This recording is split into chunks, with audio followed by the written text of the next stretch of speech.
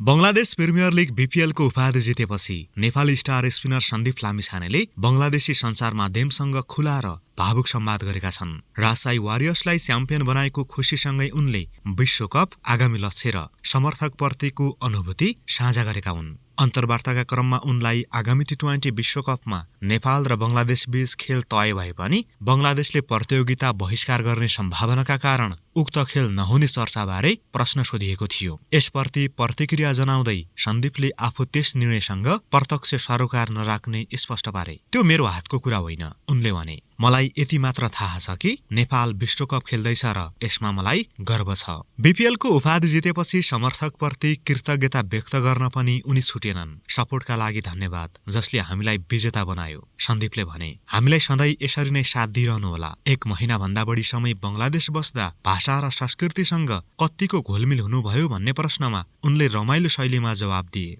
जवाब फर्काउन नसके पनि म 80-90% बंगाली बुझ्न सक्छु भन्दै उनले हाँस्दै थपे, अमी तुमाके भालो आछे। लिगको उपाधि जित्दाको अनुभूति सम्झिँदै सन्दीपले त्यो क्षणलाई अविस्मरणीय अनुभवका रूपमा वर्णन गरे। गजब थियो, उनले भने। उपाधि जित्नु, फायरवर्क, फ्यानहरूको माया, सबै कुरा गजब। ट्रफी जित्नु साँच्चै अविस्मरणीय अनुभव रह्यो। बीपीएल यात्राबाट सिकेका कुराबारे बोल्दै उनले अब आगामी विश्वकपमा केन्द्रित हुने बताए। यहाँबाट धेरै कुरा सिकेको छु, सन्दीपले भने। अब म विश्वकपमा केन्द्रित हुनेछु। समूह चरणमा 4 वटा खेल छन्। सुपर 8 चरणमा पुग्नु हाम्रो लक्ष्य हो। यस सिजनको बीपीएलमा सन्दीपले 4 वटा म्याच मात्र खेल्न पाए, जहाँ उनले 7.18 को इकोनोमी रेटमा 5 विकेट लिए। पर्याप्त म्याच खेल्न नपाए पनि सन्दीप पहिलो पटक विदेशी लिगको च्याम्पियन सदस्य बने। यसअघि उनी आबद्ध टिम पटक पटक फाइनल पुगे पनि उपाधि जित्न वञ्चित भएका थिए। सन्दीप सन् 2019मा सीपीएल उपाधि जित्ने बारबाडोस रोयल्सका सदस्य थिए, तर उनी प्रतियोगिताको अन्तिम चरण नखेलेर